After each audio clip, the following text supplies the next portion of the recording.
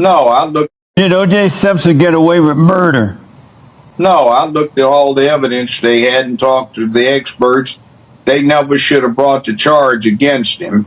And 4 of the chief detectives that were involved in that O.J. case wound up doing time in California for planting evidence. And as a matter of fact, if you saw the entire trial, there are several instances where evidence was planted and it's recorded on tape. The main reason the American public thinks she got away with something is because there was a sleaze known as Nancy Grace who's still around, and that was her first reporting thing. And she hyped that and put a lot of falsity out there, and the American public believed it because that was the only person they were here. I saw the entirety of the evidence. Nicole and Rod Goldman got their throats slit from ear to ear, their tongues pulled out of the slit with a pair of pliers. The fatal injury was a stab by a left-handed person. O.J. was right-handed. What? It went in and it did that damage. There were no peripheral strikes. The footprints in the blood showed that somebody with a size 9 shoe, 9.5 shoe, and somebody with a size 9 and somebody with a 10.5 were there on the scene and did it. One of my late brothers actually was the expert the state was going to call until he refuted it. The glove man I know personally, his name is Richard Zuckerwar. He took a tracing of everybody's hand. It was a size large glove that fit Furman. And O.J. had a 2XL, which was way too big. Johnny Cochran knew that. So if it does not fit, you must acquit. And you can see Furman actually plant the bloody socks on a video that the jury saw that Nancy Grace refused to talk about. The DNA evidence that condemned them, she said, if you saw what went on, and I recorded all of it and looked at it, the expert said, this doesn't exclude 96,000 people in the L.A. area, and the person that donated this is from the Northeast Mediterranean or from Sicily. That's amazing information. The wealth of evidence in this case is simply overwhelming. I always loved it when they said there's a mountain of evidence, trails of... Cato, how close of a friend was O.J. to you? Well, I always said this, Jesse, not a real close friend. I always put it that in tax terms, he was Danish and I was donuts. So not a close friend. I didn't hang out. In the time that I was there, probably a handful of times just hanging out. Okay. And now he's passed. What do you think of him as a person? You know, I look at it, and foremost, Jesse, I would just say that I would just put out my condolences just to the kids, to Sydney and Justin, and to Arlene and Jason. And you know, losing a father, that's never easy. But everything that I'm feeling when I woke up this morning and saw the messages go out to the Goldmans, Kim and Fred Goldman, and I expressed my condolences to them. And of course, I cherish memories of Nicole, and you know, she was a beacon of light. She really was. She was bright, and she was funny. And There's no mountain of evidence in my mind. They thought, we got our guy. They talk about trail. Not much follow the trail of Mark Furman. O.J. Simpson does not have time. Surprised by a guy half his age and get away with everything. Get rid of the weapons and the bloody... O.J. Simpson, looking at the American life, the football, the sport, he was a very renowned person. He made a way path for black boys, especially in football. He made it in that sport field. But his end was not a good one. His name was being known as ORENTHAl James Simpson, better known as O.J. Simpson, was born in 1947 in San Francisco. His auntie gave him the name ORENTHAl, supposedly the name of a French actor she liked. At age 2, Simpson contracted rickets, leaving him pigeon-toed and bow-legged.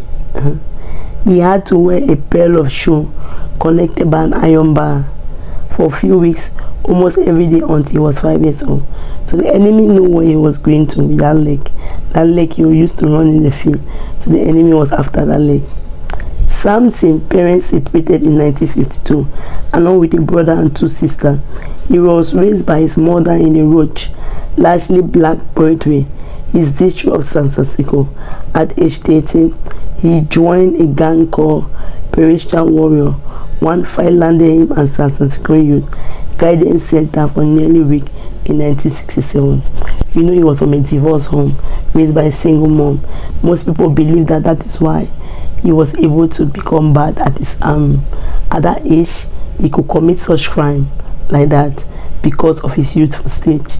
So most people in the comment section are talking about divorce, not a good one. It's the impact it gave on children. Simpson displayed immense promise on the graduate scene for Galileo High School, though his poor grade initially inspired his chance of joining a major color football program.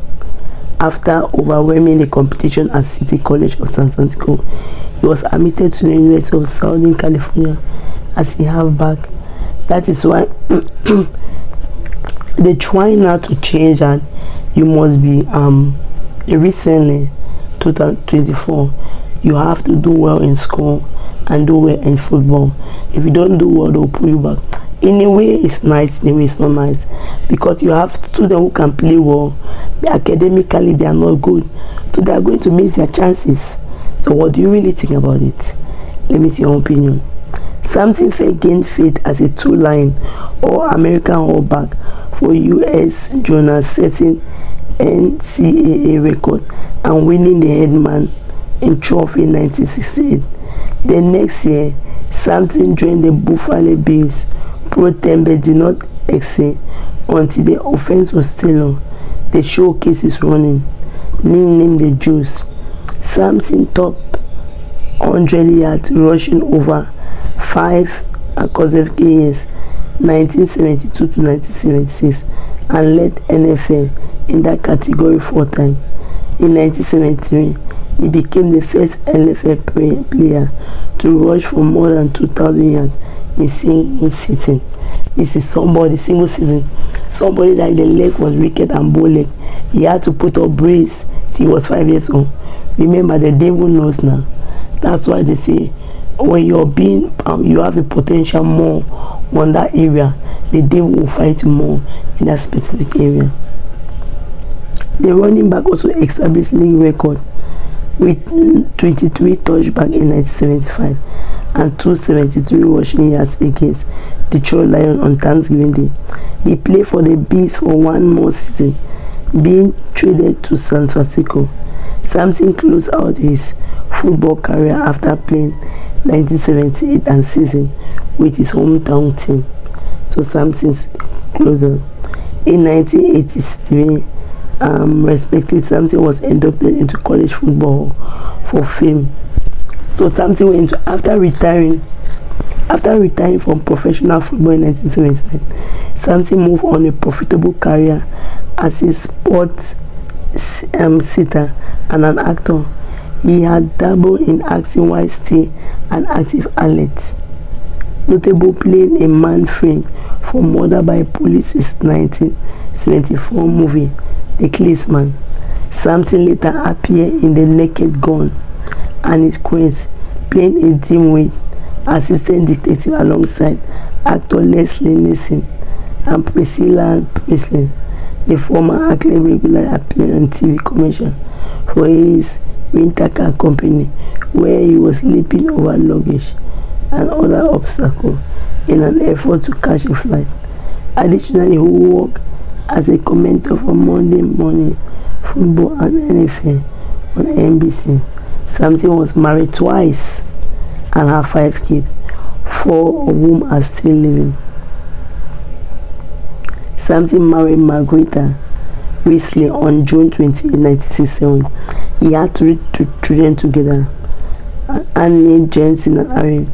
Their daughter, who was born 1977, died a month before her 2nd birthday when she drowned in the family swimming pool. Simpson and Maria divorced in 1979. Always when there is that tragedy about a child, most of the times either bring the couple together or separate them. They are separated them. While still married to his first wife, Simpson met 18 years old waiter Nicole Brown, that's a white girl. Their nearly 12 years gap did not dictate their relationship. After several years of dating and living together, Simpson and Brown married in 1985. She took the name Nicole Brown Simpson after their native, and the couple had 2 children together, Sydney and Justin. Brown Simpson complained about her marriage to friendship and family members, claiming that Simpson was physically abusive. Simpson remember his childhood, the gang he joined, that he was physically abusive. Police were also called to their Los Angeles home multiple times because of fighting. That included a fight between the two in New Year Eve in 1989. Brown Simpson was left with a slain lip and bruises, including black eye. But now if you try that, you are put behind bar if you are being called. Remember, that was a long time ago. But if you do that, you're going to jail. And said her husband had threatened to kill her. She cried for help. That was sometimes when women come and cry for help, they are not taken serious. When someone come and cry for help, they need to be caretaken. So particularly to me, it would have been prevented if they could have taken her serious. Then they could have put a restraining order between her and the Simpson, and more care, if possible, even put someone behind to watch her over, because they had the money to do that. The former football star later pleaded no contest to sponsor batteries, receiving 120 hours of community service, 200 fine, and 2 years of probation. He was also sentenced to donate $500 to a domestic violence shelter for women. Simpson broached of the incident in an interview with ESPN, noted, "We had a fight, we were both guilty, no one hurt. It was no big deal. We got on with our life." So Simpson is not even regretful for what he's doing. So automatically he's dangerous. Sometimes as women, we just succumb it. However, their life together did not last. Brown Simpson filed for divorce in 1992. The settlement allowed her more than $400,000 and $10,000 per month in child support was finalized. You know, the husband is rich.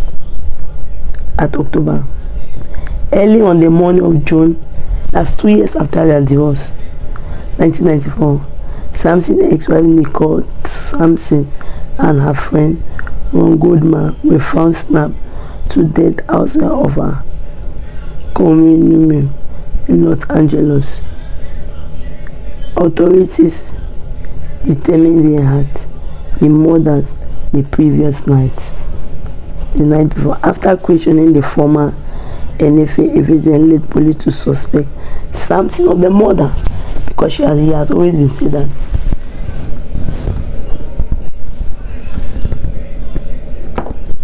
"I will kill you, I will kill you." Simpson was ordered to surrender by 11 a.m. on June 17, but instead vanished. He was tracked down later that day when he was making a call from his cell phone on a Santa Ana freeway. Something pursued leading to a national televised slow-speed chase of white Ford Bronco belonging to ex-NFL player Corey, who was his way while Simpson was in the backseat. Simpson finally surrendered voluntarily to the evening of June 17 at Brentwood Mansion, although he was found to be in possession of a gun, his passport, $9,000 in cash, and a disguise. He insisted that he was not running ahead of his criminal trials. Simpson pleaded absolutely, positively 100% not guilty to murder and charges at June. So he pleaded not guilty. I was not running for no way. Simpson trial and dream team of lawyers Simpson criminal trial for the murder of his ex-wife and her friend, the trial of century, commenced with operation statement of June 24, 1995. The jury was secreted for nearly 9 months, longer than any jury has been dated in California in history. That's a long time. The huge profit murder suspect assembled a legal jury of lawyers that reported costing an ex-neighbor $50,000 a day to cover the expense. Simpson reportedly saw some of the football memorabilia. The dream team was headed by Johnny. Lead prosecutor appeared to have a strong case against Simpson as a glove matching the one near the dead body surfaced on Simpson's property and a DNA testing connected to the blood stain left behind.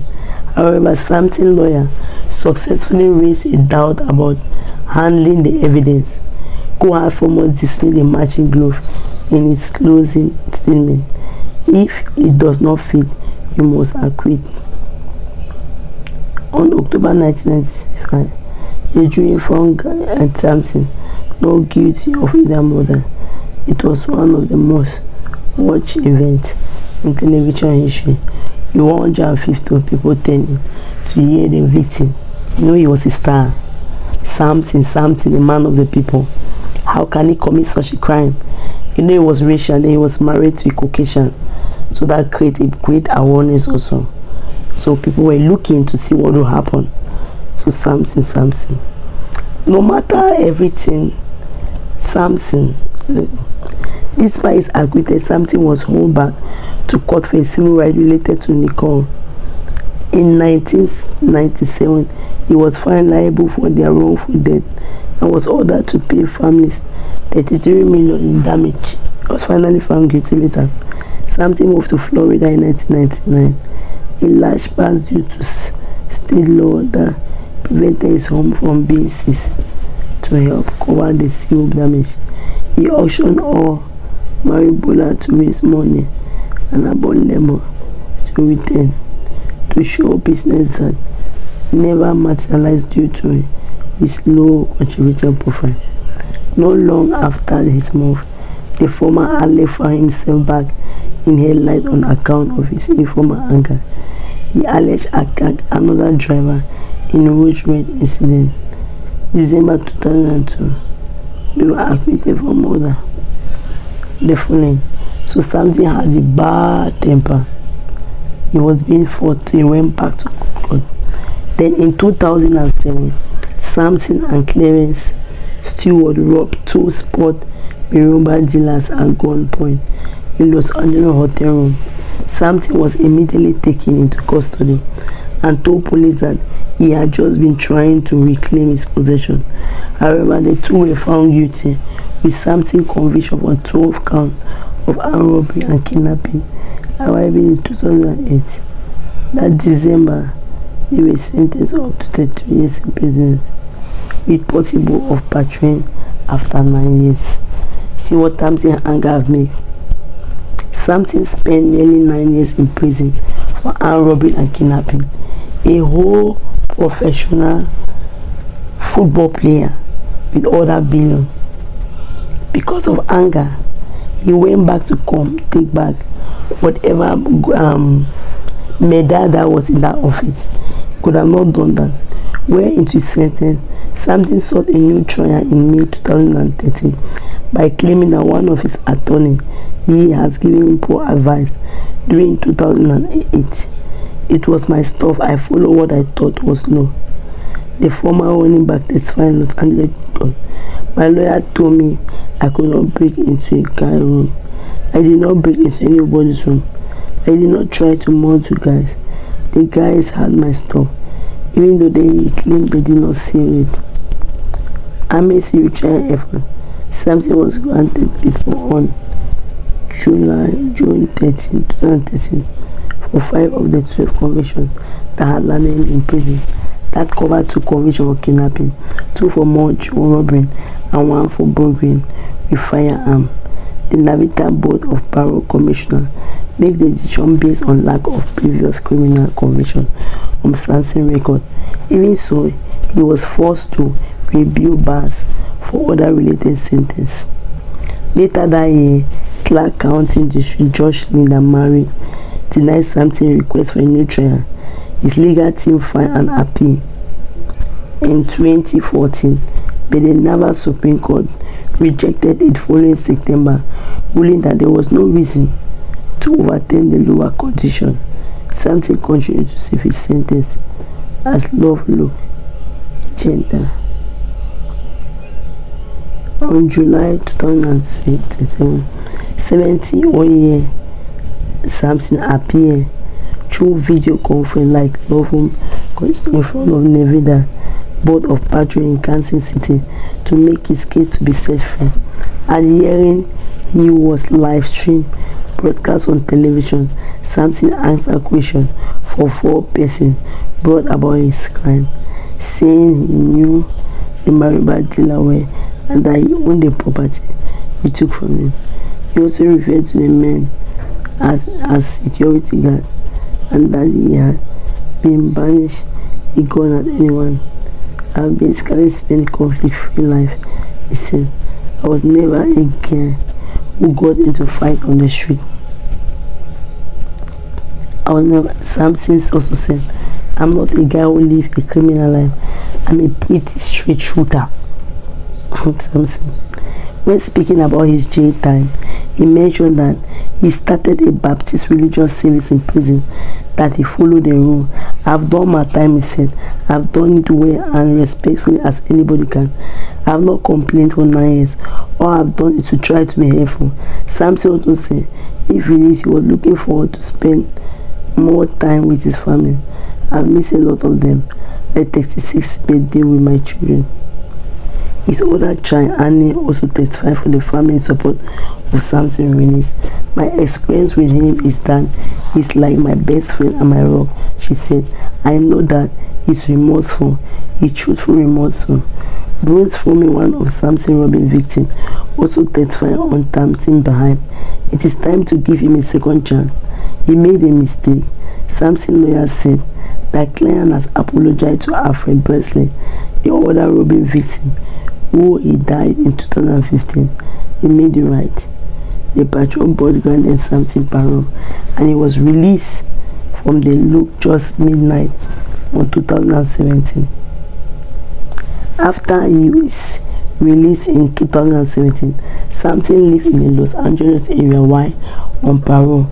The newly freed Simpson was reputedly approached by a business engaged to strike a deal based on Simpson's celebrity. Everyone is talking about reality TV show. His attorney Markova said that we got flogged because we got 50 million deal for Simpson. We have an agency we could get a business proposal for Simpson. He's ignoring them. He's a senior citizen. He's enjoying his life. He's just breathing, learning, exhort after being in jail for decades. However, Simpson was back in the news for bad behavior not long after his release from prison. In 2017, he was reportedly kicked out of Cosmopolitan Hotel in Los Angeles after getting drunk, Simpson, and breaking glasses at the hotel bar. He was said to have cooperated with security guard who escorted him out. Simpson later filed a lawsuit against the owner of the hotel, claiming unnamed employer had defamed him by telling Celebrity News he had been banned from the property. In April 2001, the two sides reached an unclosed settlement to end the dispute. Later that year, in 2021, Simpson was granted early release from parole from his robbery conviction, making him completely free man, according to his attorney. Simpson's health was subject of much speculation during his final year. In May 2003, Simpson posted a video to social media site Twitter Now in which he had recently caught cancer and had to do the whole chemo thing. He did not specify the type of cancer. January 2024, Los Angeles TZ station reported Simpson was undergoing treatment for prostate cancer, and rumor began circulating he was in hospital care. Simpson denied it later in a video posted just prior to the Super Bowl on February 11. "My health is good," he said. "I'm dealing with some issue, but I think I'm just about over it." 2 months later, his family announced Simpson's death in another social media statement.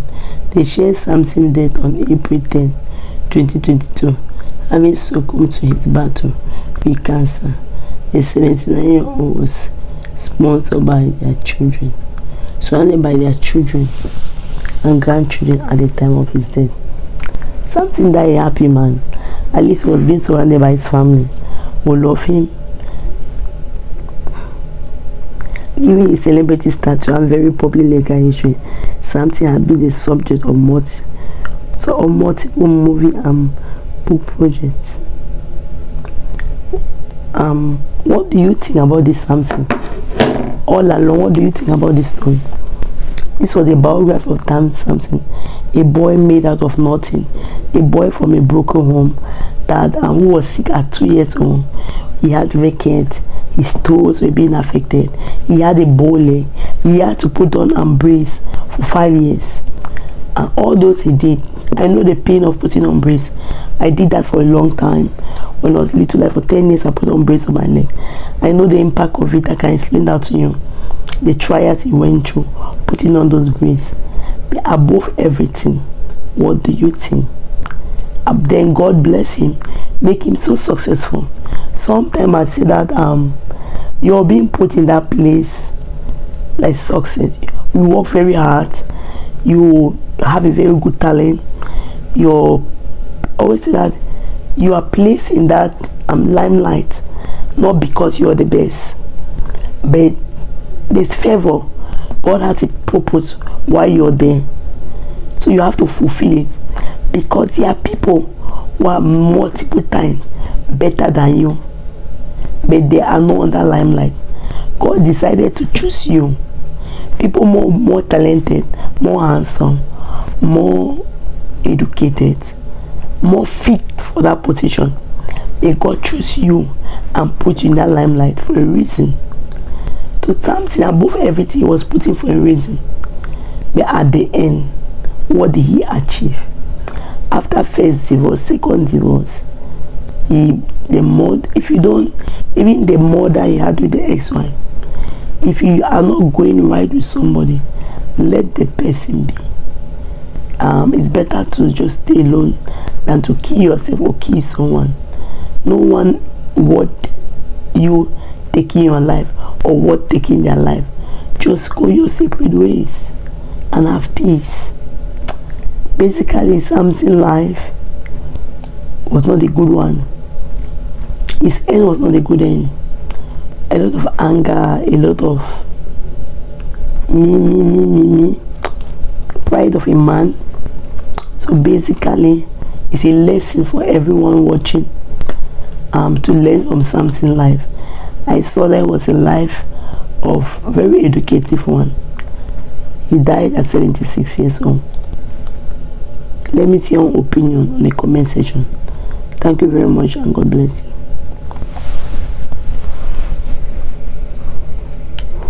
Just before we went on air today, news broke that O.J. Simpson has passed away at age 76. O.J.'s He was battling cancer, and he's passed. So we didn't want you to sort of not know, because we just got it. So we're passing it on to you.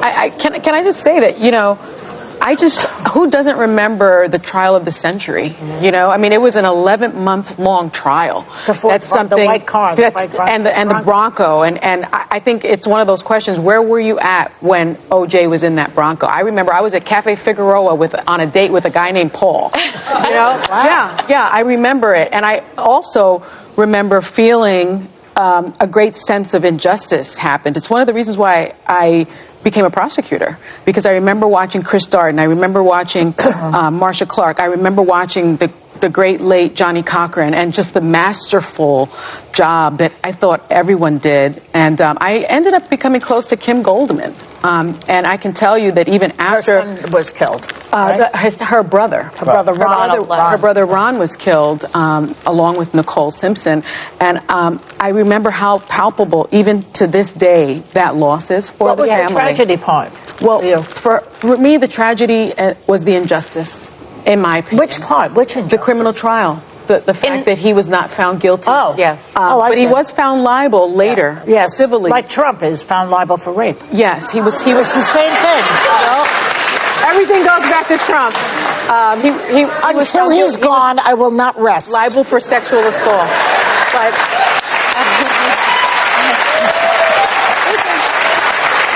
it was really a big deal. I think Court TV may have sort of come into existence because of it. Well, I couldn't believe when I looked up that it was 94. I was 5 years old, and I remember watching it. My parents feel old. No, my parents had it on wall to wall. It really was. It consumed so much of our public consciousness. I remember that in Princess Diana's death. It was just like ingrained in me. And to me, when someone like this passes, my only thought is I hope it gives some peace to the family of the victims. They did win the civil suit after the fact, because I agree, I think it was a miscarriage of justice, but that doesn't make up for it, so I hope that it helps them to find some peace. I think even saying their names matters. Yeah, Ron Goldman, Nicole Simpson. Yeah. I mean, you know, these people are terribly missed by their families, and I know that to be I remember because Johnny Cochran would say, how did it go? With the glove? If it doesn't fit, you must quit. So he brought poetry to the legal system. Yeah. That was a first he was also. a master. He was a